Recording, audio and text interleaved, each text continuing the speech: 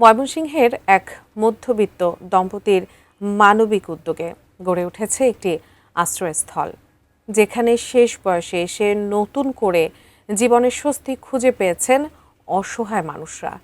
সেই আশ্রয়স্থল নিয়ে ময়মনসিংহ প্রতিনিধি আসাদুজ্জামান সুমনের তথ্যচিত্রে বিস্তারিত জানাচ্ছেন সাদিয়া সিদ্দিকা।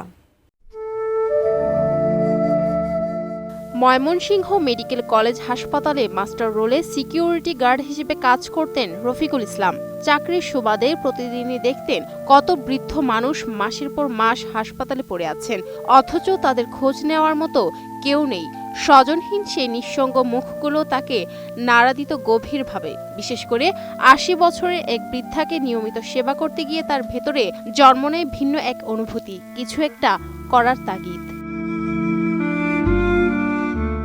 স্ত্রী কল্পনা আক্তারের সঙ্গে সেই অনুভূতি ভাগ করে নেন তিনি। স্ত্রীর সমর্থন, চিকিৎসকদের পরামর্শ এবং নিজেদের সীমিত সামর্থ্য নিয়েই শুরু হয় তাদের পথ চলা। চরকালীবাড়ির ৩ শতক জমি ৪.৫ লাখ টাকায় বিক্রি করে নিজ গ্রামে ৯ শতক জমি কিনে ২০১৯ সালে নান্দাইল উপজেলার চরকামঠখালী গ্রামে গড়ে তোলেন এই বৃদ্ধ আশ্রয় কেন্দ্র। ভালো লাগে, করে খাওয়া দাওয়া করি, আমার এমনি কেউ নাই, শুধু বাচ্চা আছে, আর কিছু নাই। মন তো বড় হয়েছে, দেখে না। ছোটবেলা মার লাগে বাড়িতে গেছি, বাড়িতে গেছি আর দেয় না, দেখ পায় না।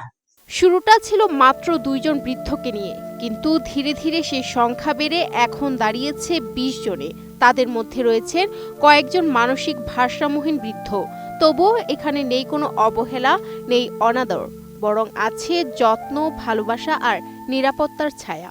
নোভা এলইডি টিভি, ঝকঝকে ছবি, নিখুঁত শব্দ, 5 বছরের ওয়ারেন্টি। নোভা মানে সঠিক মান, নিশ্চিত সেবা। অসহায় মানুষের পাশে আমি বড় হয়ে দাঁড়াবো, তো ওখান থেকে নার্সিং কমপ্লিট করে আমি অসহায়দের পাশে দাঁড়িয়েছি এবং ওদের সেবা করছি। এখানে আমার দিনটা ভালোই কাটে, আর ওদের সাথে আসলে এখানে বয়স্ক মা বাবাদের সাথে থাকতে আমার ভালো লাগে।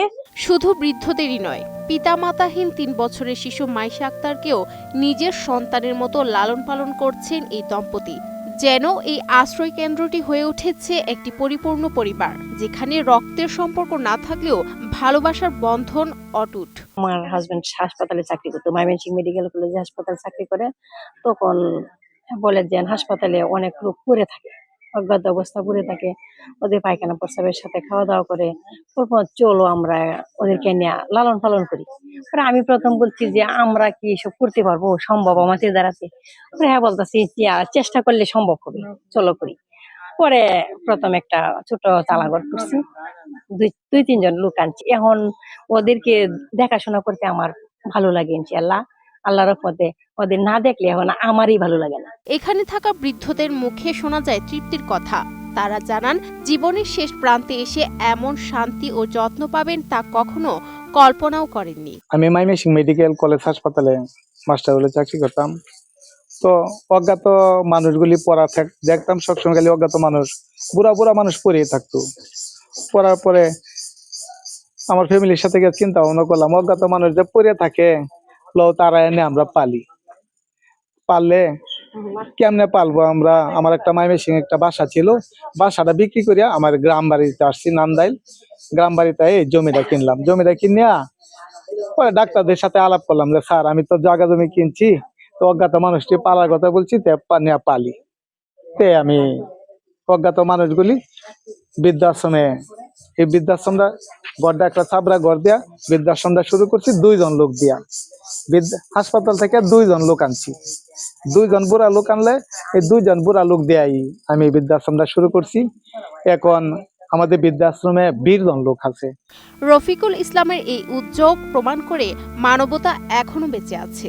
স্বজনহীন, ঠিকানাবিহীন মানুষের জন্য তার এই আশ্রয় কেন্দ্র নিঃসন্দেহে এক অনন্য দৃষ্টান্ত, যা সমাজে সহমর্মিতা আর মানবিকতার বার্তা ছড়িয়ে দিচ্ছে। Desk report, ATN news.